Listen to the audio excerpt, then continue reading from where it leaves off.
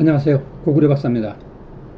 6월 2일 날 2022학년도 대학 수학능력 시험 예시 문항 안내가 있었습니다. 여러분, 안내는 예비 시험 어떤 예비 모의고사 같은 성격을 지니지는 않습니다. 하나의 대표적인 문항을 제시하는 그런 타입이에요. 그래서 그렇지만은 대충 흐름을 파악할 수는 있습니다. 역시 약간 그 변화가 있을 것 같아요. 전반적으로 뭐냐 하면은 약간 어려워질 것 같아요. 왜 어려워지는지 그에 대한 이야기를 나중에 하도록 하겠습니다. 특히 뭐냐면 이번 시간에 저는 뭐 어차피 전공이 국어니까 국어와 관련된 이야기를 이제 할 거예요. 자, 일단 먼저 문항 출제를 보면 그렇습니다. 문항 출제를 보면 국어는 총 45문항이라서 달라진 것은 아무것도 없습니다. 근데 이제 공통 과목에서 34문항, 그러니까 독서에서 17문항, 문학에서 17문항이고 선택 과목에서 11문항입니다. 그러니까 이렇게 되는 거죠. 화법과 작문 혹은 언어 매체에서 11문항이 되는 거죠. 그러니까 각각 뭐냐 하면은 화법 5.5, 작문 5.5 혹은 언어 5.5, 매체 5.5 이렇게 된다는 것이죠. 자, 그래서 대충 그렇게 결정된 거예요. 그래서 이 부분은 그렇게 예상한 대로 그대로 됩니다. 왜냐하면은 정확하게 따지면은 원래 25% 이야기를 했는데 24%로 1% 준 상황이 됩니다. 그래서 75, 25가 아닌 76%, 그러니까 공통 과목이 76%, 선택 과목이 24% 이렇게 이제 결정이 난 상황입니다. 자, 이 부분을 조금 자세히 볼 필요가 있습니다. 자, 그래서 보면 여러분도 아시겠지만은 독서가 있고 문학으로 구성되어 있는데 이게 이제 공통 과목이죠. 공통 과목. 공통 과목은 총 34문항이고 점수로는 76점이에요. 그래서 이제 각각 보면은 2점짜리가 26문항이고 그러면 독서 13문항, 문학 13문항 이렇게 되는 것이죠. 그 다음에 이제 3점짜리가 8문항이에요. 그럼 이 독서에도 4문항이 나오고 문학도 4문항이 나오는 거예요. 4문항이 나오는 거죠. 그러면 이제 여러분 이제 문제가 보면은 각각 어떻게 되냐면은 17문항씩 되는 거예요. 17문항씩. 17문항이면은 여러분 이제 지문이 독서도 늘어날 가능성이 있어요. 왜냐하면은 현재는 지문이 3개 나오는데 4지문이 될 가능성이 있고 문학도 마찬가지예요. 문학도 뭐냐면은 지금은 보통 4지문이 나오는데 5지문으로 나올 가능성이 있는 것이죠. 자, 느낌이 오시죠? 예. 예. 대충 이제 그렇게 보시면 됩니다. 그래서 이제 독서나 문학도 약간 패턴이 이제 또 달라질 가능성이 있어요. 그거는 다음 이제 예시 문항이 아니라 모의 시험을 보면은 느낌이 올 수 있죠. 물론 요게 어떻게 변화할 것인가에 대한 이야기는 요 좀 나중에 다시 조금 더 설명이 필요할 것 같습니다. 자, 그 다음에 이제 보도록 하겠습니다. 이제 문제는 뭐냐면 화법과 작문이 있고 언어 매체가 있어요. 이게 이제 사실은 쟁점이죠. 독서와 문학은 크게 이제 변할 게 없는 거죠. 어떻게 보면 얘는 크게 변할 게 없어요. 근데 이제 얘는 한 번도 친 적이 없어요. 화법과 작문은 이제 친 적이 있지만 언어 매체는 처음으로 보는 시험이죠. 따지고 보면. 근데 약간의 이제 힌트는 있습니다. 왜냐? 지금 현재 뭐냐면 언어를 시험을 치고 있죠. 그러니까 문법하고 약간 달라요. 언어예요. 여러분들 자꾸 문법이 아니고 언어인데 이 언어가 내년에 어떤 패턴, 유형을 보여줄 수 있는 거예요. 그래서 이 부분은 또 조금 후에 자세한 설명을 하도록 하겠습니다. 그래서 어쨌든 언어와 매체가 결정됐어요. 문제는 총 점수로는 24점이고 문제는 11문항입니다. 그러면 어떻게 되냐 하면은 화법하고 얘가 반반 가르면 5.5점씩이 돼요. 화법 장문, 그러니까 언어 화법 5.5, 장문 5.5, 그 다음에 언어 5.5, 매체 5.5, 이제 이렇게 결정이 된 상황입니다. 그럼 여러분 이제 화법과 장문은 뭐 그렇다 치더라도 우리가 이제 궁금한 것은 언어와 매체잖아요. 그럼 언어와 매체 중에서 여러분 아주 간단하게 말하면 이런 거죠. 언어와 매체가 5.5가 문제가 나오고, 언어가 5.5가 나오고, 매체가 이제 5.5가 나와요. 그러니까 이런 시험을 우리가 이제 언어는 이제 추측이 가능해요. 언어는 약간 어떻게 변화할지 예측이 가능해요. 하고 이제 매체는 어렵죠. 그러면 이 언어가 어떤 유형으로 출제될 것인가 하는 것은 조금 후에 예시를 보면서 좀 더 설명을 하도록 하겠습니다. 문제는 이제 매체죠. 그러면 이제 학생들한테는 뭐 어떤 전략을 써야 될지가 꽤 고민스럽게 되는 거예요, 사실은. 예.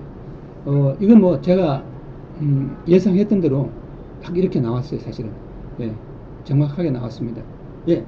자, 그러면 또 다음으로 한번 넘어가 보도록 하겠습니다.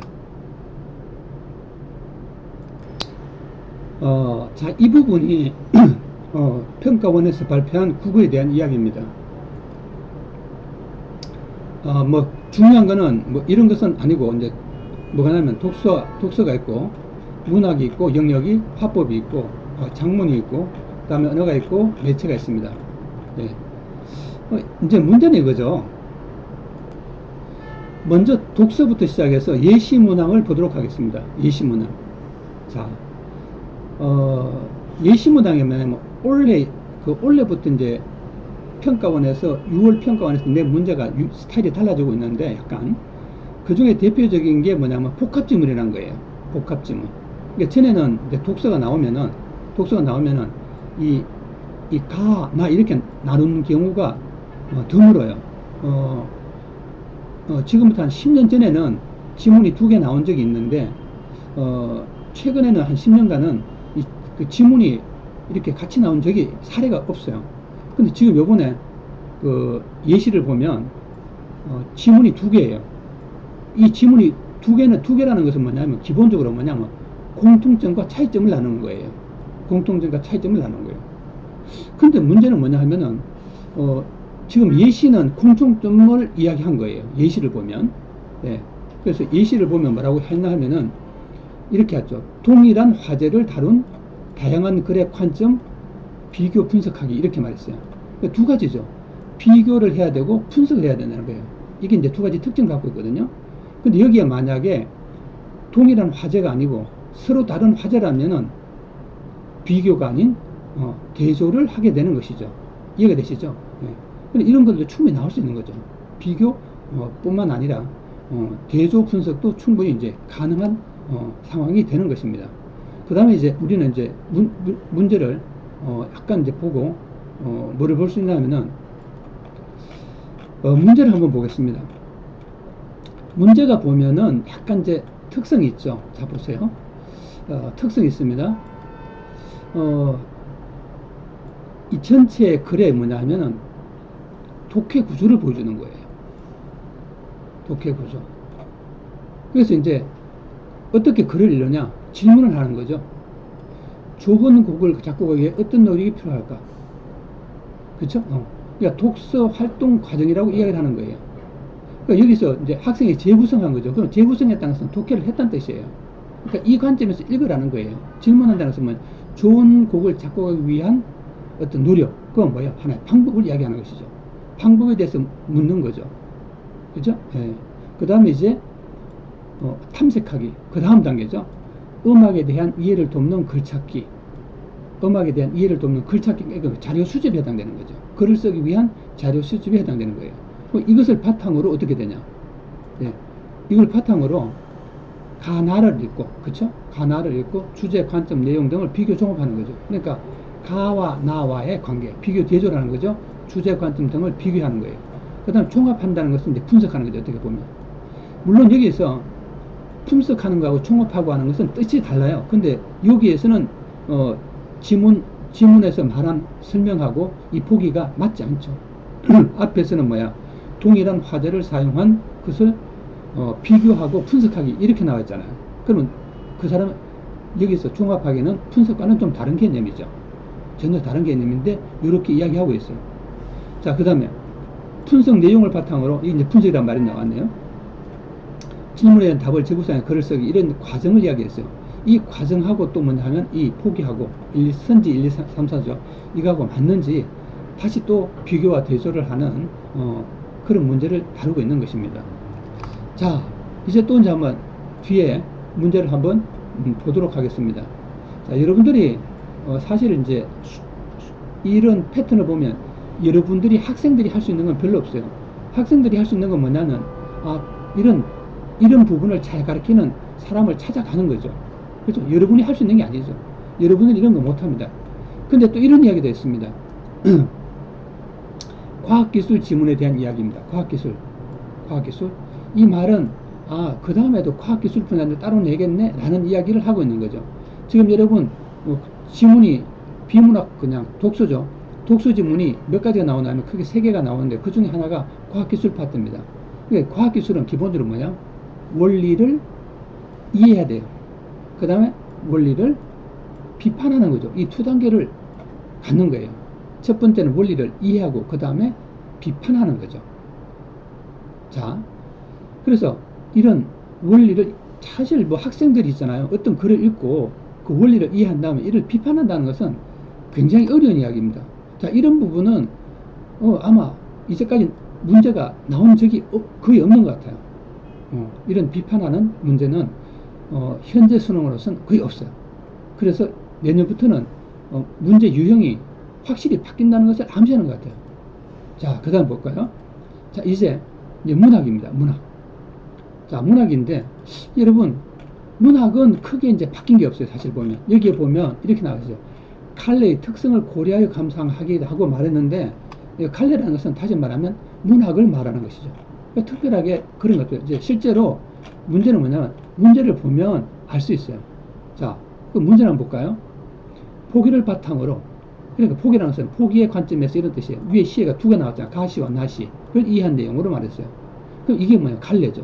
서정시의 하위 개념인 이야기시와 산문시는 현실색을, 여러분 이야기시와 산문시 자체가 서정시 하위 개념이죠. 갈래죠. 얘들의 특성을 여기에 제시하고 그 관점에서 문제를 해석했는데 이해를 했는데 그게 선지에서 잘 나타나 있느냐, 이런 이야기를 하는 거죠. 뭐 이것은 지금도 계속 출제되고 있고 또 어떻게 보면 큰 차이가 없어요. 네. 그래서 어렵지 않을 것이다 라고 생각됩니다. 자, 이제 작품의 또 맥락을 위해서, 맥락이라고 말하고 있어요. 보세요. 사회문화적 맥락. 그러니까 사회문화적 맥락이라는 것은 여러분 이제 잘 아시잖아요. 사회문화적 맥락이라는 것은 따지고 보면 이거죠. 여러분 외제적 비평 중에서 모방 이론 아시죠? 모방 이론, 반영 이론이라고 들어보셨죠? 미메시스, 그죠? 미메시스 이론에 의해서 해석하는 거예요. 그러니까 이제 여러분 이제 그 작품을 해석하는 관점이 외제적, 내재적 관점이 있는데, 여러분 장르 관점에서 보면은 그것도 내재적 관점에 속해요. 사회문화적 맥락에서 보면 외제적 관점, 외제적 관점 중에서 뭐냐면 모방론과 반영론, 이렇게 제가 이야기를 했습니다. 그래서 여러분들도 이건 별로 늘상 많이 봐왔던 문제라서 어렵진 않아요. 과연 여기서 이제 고우 같은 게 나오는데 이런 게 나올지는 저도 알 수가 없어요, 사실은. 그렇죠? 예. 이 고우가 그대로 나올지는 알 수가 없는 거죠. 만약에 고우가 그대로 나오면은 교과서에 따라 차이가 있기 때문에 좀 문제가 발생해요. 그거는 좀 두고 볼 일입니다. 또 만약에 EBS 연구가 그대로 된다면은 여러분은 어렵지 않을 거예요. 예, 이 부분은. 예, 고우로 나왔다 하더라도 별로 어렵지는 않을 거예요. 자, 그 다음에 이제 실제로 이제 문제로 한번 가보겠습니다. 자, 문제로 가보겠습니다. 가나다의 향유 양상에 대한 추론으로, 근데 이제 문제는 이거죠. 추론이란 말을 쓰고 있어요. 추론이란 말. 향유 양상에 대한 추론으로 말했어요. 추론. 그러니까 이제까지 추론에 대한 문제는 나온 적이 없어요. 거의. 그쵸? 예, 추론에 대한 문제는 거의 나온 적이 없어요. 그래서 꽤 이게 어떻게 보면 문제 유형이 바뀌고 있는 거예요. 근데 추론이 어느 정도, 근데 여러분 말이 이제 추론이지, 추론이 2가지가 있어요. 일치, 불일치로서 풀 수 있는 추론이 있어요. 그건 추론이 아니죠. 근데 일치 불일치로서 풀 수 없는 추론이 있어요. 그러면 어려워집니다. 아시겠죠? 그래서 우리는 이렇게 말하죠. 지문에 어떤 내용이 있으면은 사실은 명시적인 거죠. 그냥 지문에 내용이 없으면 그건 암시적인 거예요. 그러니까 명시적 추론은 추론이라고 할 수 없어요, 사실은. 그럼 결국 뭐냐면은 암시적 추론이 제대로 된 추론이라고 볼 수 있는데, 이런 문제는 과거에는 거의 나온 적이 없는데, 여러분 최근 한 10년에서 한 10몇 년간은 나온 적이 없어요. 그 전에 나온 적이 있어요. 근데 새롭게 등장할 가능성이 있죠. 이 말은 이제 수능이 문제가 다양화된다는 뜻이에요. 사실 지금의 수능은 그 요령만 있으면 찍을 수 있어요. 근데 만약에 이런 추론의 문제가 나오면 어떤 문제가 발생하느냐, 학생들이 찍기 어려워요. 그러면 훨씬 더 어려울 수 있다는 뜻입니다. 자, 이제 화법으로 넘어갑니다. 여러분, 화법은 뭐 그렇게 특정하지 않아요. 진부해요. 다시 말하면은 이제까지 나온 문제가 크게 다르지 않다는 뜻이죠. 그래서 크게 부담이 안 가는 거죠. 예. 그래서 이제 화법이고, 그 다음에 이제 자, 그 다음에 또 이제 작문입니다. 작문도 뭐 보면은 기본적인 작문의 과정에 충실한 문제라서 크게 어려움은 없는 것 같아요. 이건 뭐 제가 굳이 설명을 하지 않겠습니다. 자, 근데 말입니다. 문제는 여러분 잘 아시다시피 언어와 매체가 문제가 되는 거죠. 이제 드디어 언어 문제입니다. 그리고 특히 뭐냐면 매체도 매체지만 언어가 굉장히 문제가 되는 거죠. 자, 근데 문제를 볼까요? 자, 문제를 보면 여러분 잘 아시겠지만 일반적인 글이 나왔어요. 꽤 긴 글이 나왔습니다. 자, 이것을 바탕으로 이제 윗글을 바탕으로 이렇게 딱 나와 있어요. 윗글을 바탕으로 포기된 이해로, 그러니까 윗글을 관점에서 이걸 읽는 거예요. 그럼 기본적인 뭐냐, 이론과 개념은 이 위에서 다 제시한 겁니다. 그리고 문제를 푸는 거죠. 그러면 실제로는 특별한 그 지식이 없더라도 문제를 풀 수 있다는 뜻이에요. 다시 말하면 독해를 통해서 문제를 풀 수 있다, 이런 뜻입니다. 자, 이해가 되시죠? 독해를 통해서 문제를 풀 수 있다는 뜻입니다. 그러면 이제 과연 독해를 통해서 풀 수 있으면 언어와 매체가 큰 의미가 있을까 하는 생각이 드는 것이죠. 자, 그 다음에 이제 매체입니다. 자, 매체는 여러분 이제 이런 실제로 신문 같은 게 이제 등장하는 거죠. 예, 매체는 다양할 거예요. 뭐 잡지도 있을 수 있고, 뭐 신문도 있을 수 있고, 뭐 인터넷의 어떤 부분을 인용할 수도 있고, 아니면 뭐 여러분 이제 광고라든가 굉장히 다양하게 나올 수 있는 것이죠. 근데 이제 이렇게 보면 신문에 대해서 나오고, 그 다음에 보면 이제 문제를 이제 이것도 나 지문이에요. 그 다음에 이제 지문이 나옵니다. 자, 이걸 보면 이렇게 나오죠. 보기를 참고하여. 자, 보기는 이거죠. 예. 그러니까 가나에 적용된 게이트키핑에 대해 판단력을 적절하지 않아서, 이건 문제가 복잡하고 어렵진 않아요. 그냥 일반 독해와 별 차이가 없는 것이죠. 그래서 크게 이제 문제 되는 건 없을 것 같아요.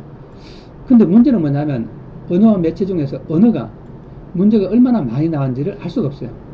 자, 제 말은 무슨 뜻이냐면 우리가 이제 언어와 매체 중에 언어가 5.5문제 나온다고 했잖아요. 5.5문제가 나온다는 것은 하나는 복합지문으로 나온다는 뜻이죠. 복합지문. 왜냐하면 5.5로 자를 수가 없으니까. 그러니까 어떻게 보면은 지문이 언어 지문 하나, 매체 지문 하나하고 겹쳐서 혼합 문제가 나온다는 것을 의미합니다. 자, 이해가 되시죠? 예. 그럼 혼합 지문이 이제 나오는 것은 이제 접어두고라도 최소한도 이제 5문제 정도는 뭐냐면 이제 언어에서 나오는데 기존 문법과는 좀 차이가 날 거예요. 자, 이해가 되시죠? 예. 문법과는 차이가 있습니다. 자, 그래서 이제 그 부분을 이해하려면은 또 다른 그 분석이 필요해요. 자, 이제 그 부분을 약간 분석하도록 하겠습니다. 자, 이 부분은 올해 6월, 그러니까 2020년 6월 모의고사입니다. 6월 모의고사가 공식적으로 언어와 매체 중에서 언어에 속해요. 자, 그러면 얘가 바로 2022년도, 그죠? 내년에, 그죠? 2021년, 그러니까 2022 학년도 학생들이 칠 시험을 암시한다고 보시면 쉽습니다. 자, 그래서 이 부분을 한번 살펴보겠습니다. 그러면 우리가 이제 할 거는 뭐냐면은 실제로 뭐를 보냐 하면은 문제를 보는 거예요. 문제를. 예, 문제를 한번 보자고요. 자, 11번 문제를 한번 볼게요. 문제를.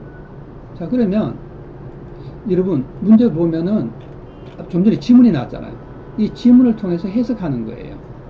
자, 이것은 이제 어떻게 보면 예시문항과 상당히 비슷하죠. 우리가 이제 실제로 2022 예시문항과 상당히 비슷합니다. 자, 그 다음에 이것도 마찬가지죠. 위의 것을 바탕으로 이제 문제를 예시문항과 큰 차이가 없어요. 자, 이제 우리는 다시 이제 다른 걸 볼게요. 자, 요거는 이제 학습 활동을 수행한 결과 적절하지 않은 것은 여기 학습 활동을 통해서 이해하는 것이죠. 이런 것은 사실은 그냥 독해보다는 독해도 없는 건 아닌데 문법적 요소가 꽤 있는 것이죠. 그럼 얘는 문법적 지식이 있는 친구가 굉장히 유리할 가능성이 있습니다. 자, 포기의 기억력 이것도 마찬가지죠. 예. 그 문법적 그 요소를 꽤 많이 가지고 있어요.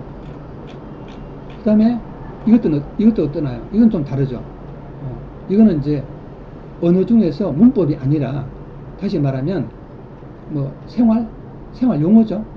그렇죠? 예. 그러니까 문법 요소가 전혀 없는 건 아닌데 전에 말하던 문법 이런 거하고는 좀 다르죠. 그래서 이제 보면은 이제 문법적 요소가 있는 것은 두 문제예요. 좀 더 정확하게 따지면 두 문제예요. 나머지는 독해나 어떤 생활 그런 것으로 풀 수 있는 문제예요. 어쨌든 상위권은 굉장히 부담이 갑니다. 상위권은. 하위권도 부담이 갈 것 같아요. 왜냐? 하위권은 공부 안 하잖아요. 공부 안 하는 사람이 이런 게 나오면 멘붕에 빠지죠. 어떻게 해도 당황스럽죠. 그 다음에 이제 어떤 친구는 이 문법 같은 게 쉽다고 하지만 문법 교과서에서 나오지 않는 게 나오기 때문에 어려운 거예요. 그렇죠? 그 다음에 이런 것도 마찬가지죠. 이런 것도 책에 나오지 않는 내용이에요. 그러니까 이제 굉장히 어려울 수 있는 것이죠.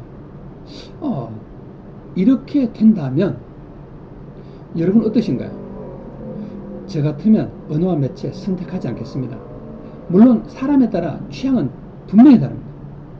다르죠. 어떤 애들은 이런 거 엄청 쉽다고 하는 사람이 분명히 있을 수 있어요. 그렇다면 제가 보기에는 변수가 커져요. 첫째, 변수가 커집니다.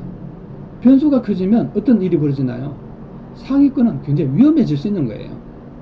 그 다음에 모든 학생들이 부담 가지 않을까요? 쉽지 않아요. 저 같으면 화법과 작문 선택하겠습니다. 왜? 이 공부하기 어려워요. 얘가 공부하기 어려워요. 이게 언어와 매체 공부하기 어려워요. 그 다음에 언어도 상당히 애매하지만 매체도 솔직히 낯설잖아요.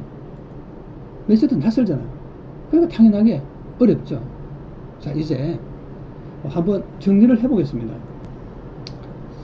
여러분 전체적으로 봐서 독서와 문학이라는 공통 과목이 있고 화법, 작문, 언어와 매체를 선택하셔야 됩니다. 제가 이런 말씀을 드렸습니다. 나 같으면 언어와 매체보다는 화법과 작문을 선택하겠다. 왜냐? 변수가 크다는 거죠. 변수가 굉장히 크다. 그 다음 이제 문항수는 뭐냐 하면은 34문항 11문항 해서 변함이 없어요. 45문항입니다. 근데 이제 처음에 발표했던 거와는 달리 75%라고 이야기한 것이 1% 증가했고 선택 과목에서는 25%라고 한 것이 1% 감소했다는 것입니다. 자, 그 다음에 당연히 독서와 문학으로 나누어지기 때문에 문항이 17문항씩 갈라지죠. 17문항씩 갈라집니다. 그래서 독서 17문항, 문학 17문항 이렇게 갈라지고 배점도 이제 반으로 나누어집니다. 배점도 76점에서 반으로 나누어지는 것이죠. 그래서 38점, 38점 이렇게 구성이 됩니다. 자, 근데 말입니다. 자, 그러면 문제가 발생하죠. 자, 현재는 독서가 지문이 3개, 그쵸? 그 다음에 문학의 지문이 4개. 이게 이제 일반적입니다. 예. 그래서 지금 현재는 보면 여러분 잘 아시지만 총 45문제 중에서 15문제가 화작 문법이에요. 그러니까 요새 원래는 언어죠. 화작 언어고, 그 다음에 그러면은 15문항입니다. 15문항. 그 다음에 이제 나머지 30문제 중에서 15문항이 독서, 15문항이 문학인데, 이제 2문항씩 늘어나는 거예요. 문항이 2개씩 늘어나는 거예요. 17문항 되니까 15문항에서 2문항이 늘어나는 거예요. 그럼 2문항이 늘어나면 이제 여러분 이제 계산해 보시면 아시겠죠, 그죠? 2문항이 늘어나가면은 독서 같은 경우에는 배점이 굉장히 애매해지죠. 얘도 그렇죠. 근데 문학은 4문항으로서 2문항을 내려서 지문이 늘어나지 않을 수 있어요. 4개에서 그대로 유지될 수 있어요. 혹은 뭐 5수 될 수가 있죠. 그렇지만 제가 보기에는 4문항에서 끝날 가능성이 있고 5문항 끝낼 수도 있는데, 어쨌든 4문항에 끝낼 수도 있어요. 근데 얘는 상당히 애매하죠.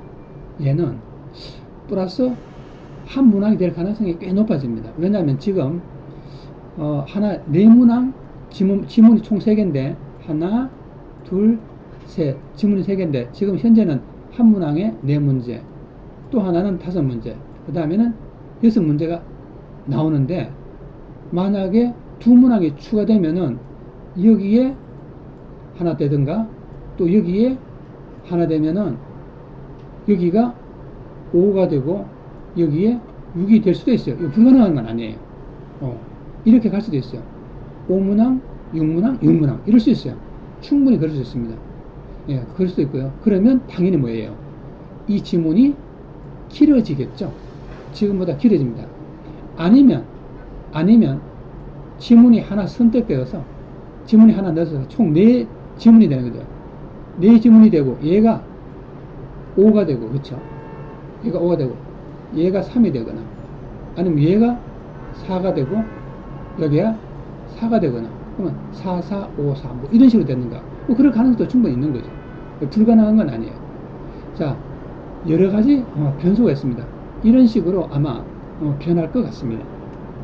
자, 그래서 대충 이제 흐름은 잡아봤죠. 예, 흐름은 잡아봤습니다. 문학하고 독서가 어떻게 출제될지 스타일을 이제 우리가 이제 살펴본 것이죠.